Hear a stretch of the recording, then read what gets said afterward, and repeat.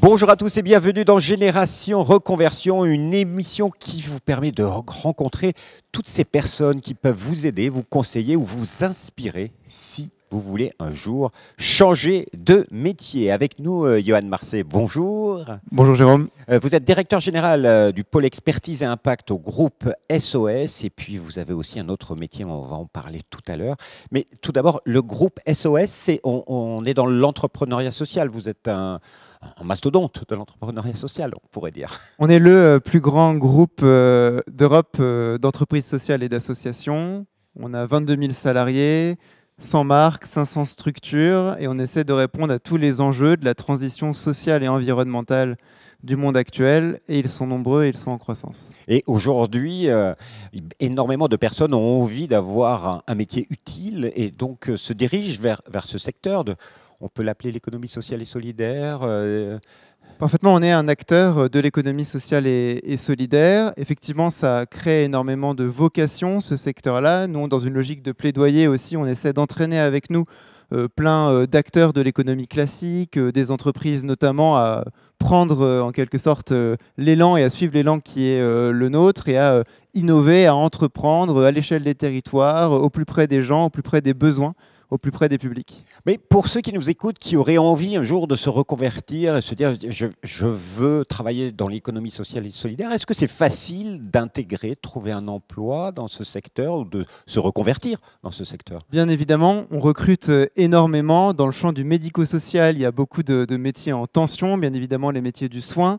On a aussi des entreprises d'insertion dans le champ de la restauration des monuments historiques, dans le champ de l'hôtellerie-restauration. On recrute énormément dans ces secteurs-là. Et puis par ailleurs, à Paris, on a aussi bien évidemment plein d'offres d'emploi sur des métiers dans le champ du conseil, dans le champ de la chefferie de projet, voilà, pour continuer à entreprendre et répondre aux besoins les plus actuels. Alors, si vous voulez en savoir plus, en tout cas sur le groupe SOS, je vous donne un site internet, c'est www.groupe-sos.org.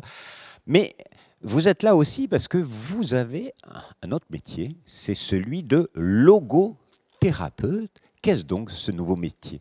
La logothérapie, c'est la thérapie qui permet d'accompagner les personnes qui se posent la question du sens de leur existence. Et c'est une question bien légitime.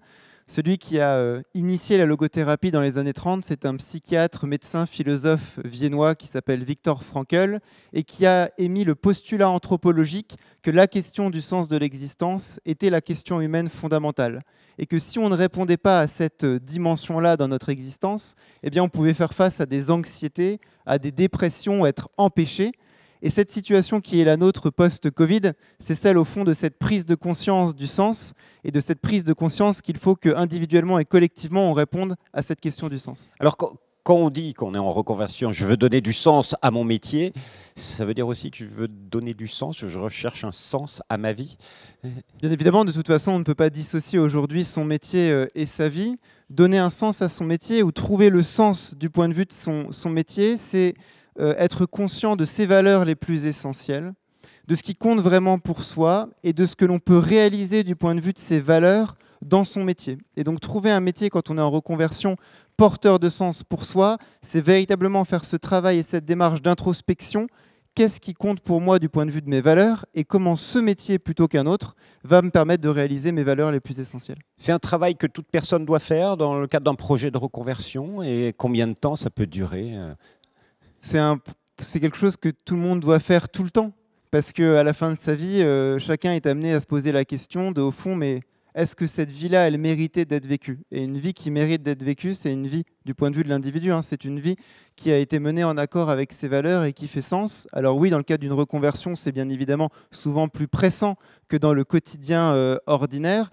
Ça peut prendre plusieurs semaines, parfois plusieurs mois. On peut être aussi accompagné par des coachs, par des logothérapeutes le cas échéant, ou par des professionnels de l'accompagnement qui vont nous aider à revisiter notre histoire, à comprendre ce qui fait sens pour nous du point de vue de nos valeurs. S'il y avait un conseil à donner à ceux qui nous écoutent, qui sont peut-être sur des projets de reconversion, c'est quel est le conseil de Johan Marcet ?